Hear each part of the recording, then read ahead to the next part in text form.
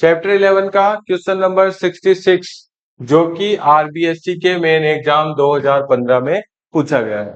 क्या है देखो question, on which factors does the resistance of a conductor depends, define resistivity and state it's SI unit. यानी कि पहले तो आपको बताना है कि जो रेजिस्टेंस होता है वो किन किन चीजों पर डिपेंड करता है और फिर रेजिस्टिविटी की डेफिनेशन भी आपको बतानी है। तो देखो सबसे पहले आप हेडिंग डाल के इस तरह से आंसर लिखोगे, factors on which resistance of a conductor depends.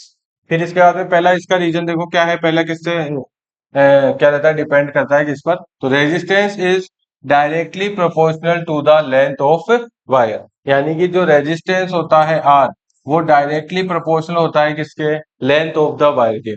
यानी कि वायर की लेंथ आप इंक्रीज करते जाओ तो रेजिस्टेंस भी क्या हो जाएगा, इंक्रीज होता रहेगा। लेंथ डबल तो रेजिस्टेंस भी डबल।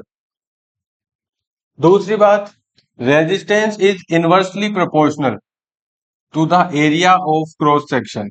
जो रेजिस्टेंस होता है वो क्रॉस सेक्शन एरिया के क्या होता है, इनवर्सली प्रोपोर्शनल होता है। इनवर्सली प्रोपोर्शनल का मतलब और क्रॉस सेक्शन एरिया का मतलब समझ लो।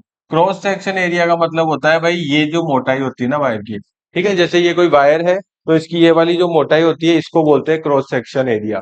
और क्रॉस सेक्शन एरिया का फॉर्मूला क्या हो जाता है, पाई आर स्क्वायर। क्योंकि सर्कल होता है, कोई भी वायर होगा वो सर्कुलर शेप में होगा, तो सर्कल का एरिया क्या होता है, पाई आर स्क्वायर।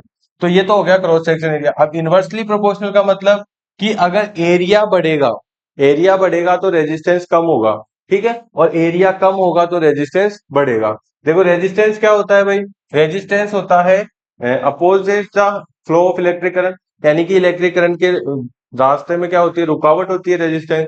तो जब एरिया ऑफ क्रॉस सेक्शन बढ़ेगा, इसको ऐसे समझ सकते हो आप कि जब चौड़ी सड़क होगी, रास्ता बड़ा होगा तो ट्रैफिक कम लगेगा। सेम उसी प्रकार से है, अगर एरिया ऑफ क्रॉस सेक्शन ज्यादा होगा, वायर की मोटाई ज्यादा होगी, तो रेजिस्टेंस क्या हो जाएगा, कम, और करंट आसानी से फ्लो कर सकता है। और जब एरिया ऑफ क्रॉस सेक्शन क्या होगा, कम, तो क्या होगा, ट्रैफिक लगेगा, यानी कि रेजिस्टेंस ज्यादा होगा। इसके बाद में बात करते हैं, resistance is directly proportional to the temperature. Resistance किसके, टेम्परेचर के क्या होता है, डायरेक्टली प्रोपोर्शनल। यानी कि टेम्परेचर इंक्रीज करोगे आप तो रेजिस्टेंस भी क्या होएगा भाई, इंक्रीज होएगा।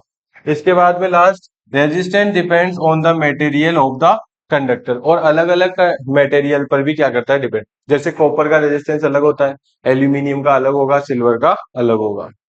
फिर बात करते हैं रेजिस्टिविटी की।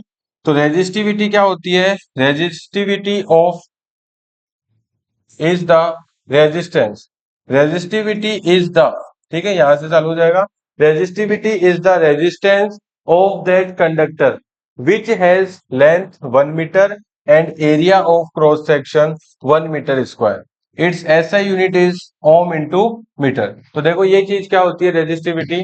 यहां से देखो इन दोनों को जब हम क्या करते हैं, समराइज करते हैं, तो रेजिस्टेंस का फॉर्मूला बनता है क्या, R is directly proportional to L upon में A। R is directly proportional to L upon में A। अब इसके बाद में जब ये प्रोपोर्शनलिटी का साइन हटता है तो यहाँ पे एक कांस्टेंट वैल्यू आ जाती है क्या, रो, जिसको क्या बोलते हैं अपन, रो। रो क्या होती है, यहाँ पे रेजिस्टिविटी होती है। क्या होती है, रो, रेजिस्टिविटी। जब इसका कैलकुलेशन करते हैं तो रो इज इक्वल टू बनता है क्या, आर ए अपॉन में, आर ए अपॉन में एल। देखो यहां से ए को ऊपर ले गया, एल को नीचे लिया, तो रो इज इक्वल टू हो गया आर ए अपॉन में एल। ये क्या होती है, रेजिस्टिविटी। अब देखो डेफिनेशन क्या लिखी है कि रेजिस्टिविटी उस वायर का रेजिस्टेंस है जिसकी लेंथ 1 मीटर हो और area of cross section 1 metre square. यानी इस एरिया को और लेंथ को एक एक अगर कर देते हैं अपन तो रेजिस्टेंस ही किसके बराबर हो जाता है, रेजिस्टिविटी के बराबर हो जाता है।